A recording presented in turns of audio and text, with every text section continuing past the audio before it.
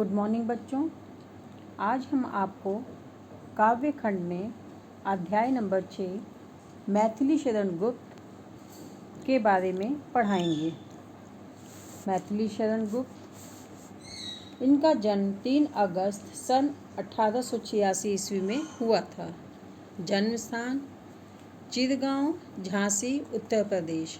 पिता का नाम श्री रामचरण गुप्त। रचनाएं रंग में भंग, भारत भारती, साकेत, यशोधरा, जयद्रथ वध, पंचवटी, झनकार, द्वापर, चंद्रहास, अनघ, तिलोत्तमा, सिद्धराज आदि। भाषा शैली खड़ी बोली, परिष्कृत संस्कृत निःशब्द, उपदेशात्मक, विवरणात्मक शैली। निधन 12 दिसंबर सन 1964 ईस्वी। विशेष राष्ट्र कवि, द्विवेदी युग के विख्यात कवि। प्रथम रचना रंग में भंग 1909। राष्ट्र कवि की उपाधि से अलंकृत भारत भारती के अमर गायक, द्विवेदी युग के प्रसिद्ध कवि तथा सामाजिक चेतना के प्रतिनिधि कवि हैं।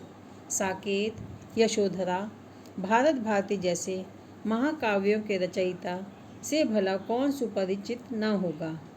वे तो वास्तव में हिंदी काव्य सरोवर के अरविंद हैं। जीवन परिचय। राष्ट्रकवि मैथिली शरण गुप्त जी का जन्म सन 1886 को झांसी जिले के चिरगांव नामक गांव में हुआ था।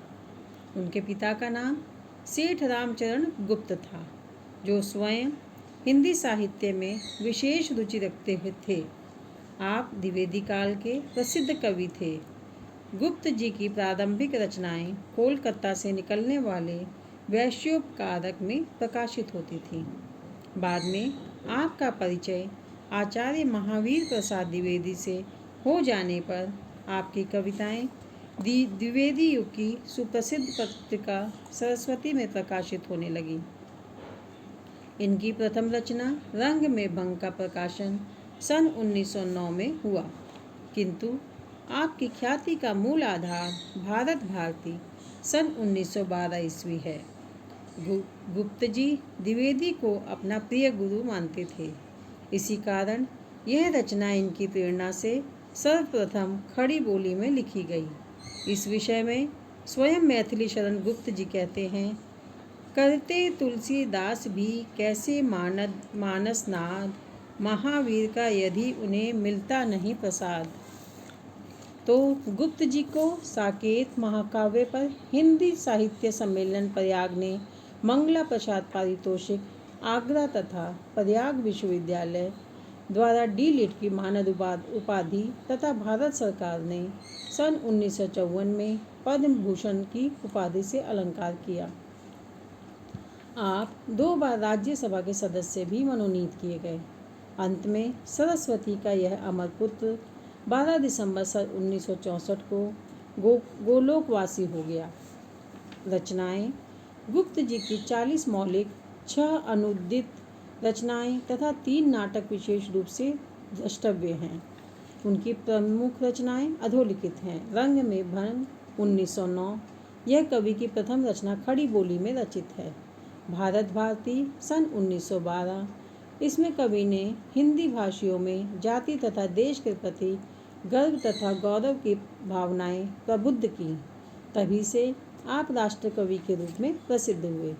साकेत 1931, मानस के पश्चात हिंदी में राम काव्य का दूसरा स्तंभ मैथिली शरण गुप्त कृत साकेत ही है। यह महाकाव्य उपेक्षित उर्मिला तथा कैकेयी की करुण कथा पर आधारित है।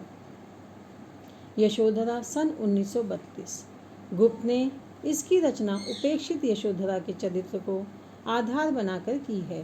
पंचवटी सन 1925, इसमें कवि ने सुंदर प्रकृति की पृष्ठभूमि के साथ लक्ष्मी के चरित्र का विशेष वर्णन किया है।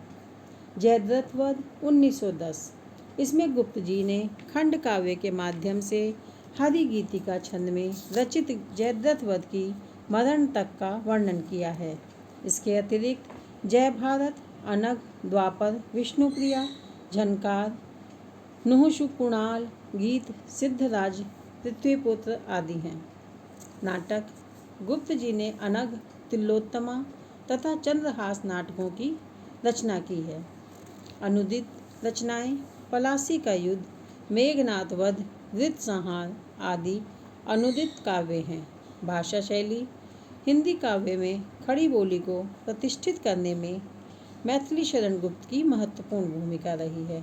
आपने प्रायः शुद्ध साहित्यिक एवं परिमार्जित खड़ी बोली में काव्य रचनाएं की।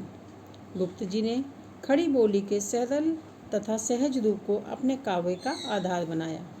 आपकी भाषा सुगठित, सुललित तथा ओज एवं प्रसाद गुण से संपृक्त है। गुप्त जी ने अपने काव्य में संस्कृत, उर्दू, अंग्रेजी तथा प्रचलित शब्दों का प्रयोग किया है।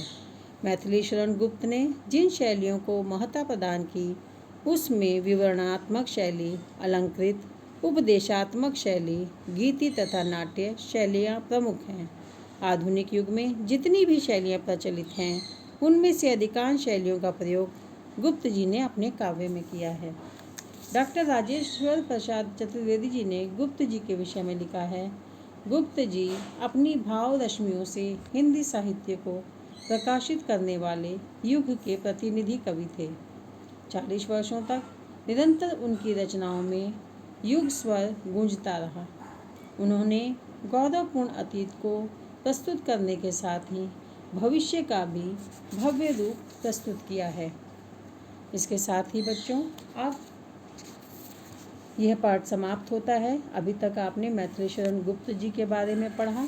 अब आप अगले वीडियो में इनकी लिखी हुई पंचवटी नाम की रचना पढ़ेंगे। तो बच्चों इसी के साथ ये पाठ समाप्त होता है। अगले पाठ पंचवटी के साथ हम आपको अगले वीडियो में फिर से मिलेंगे। Thank you.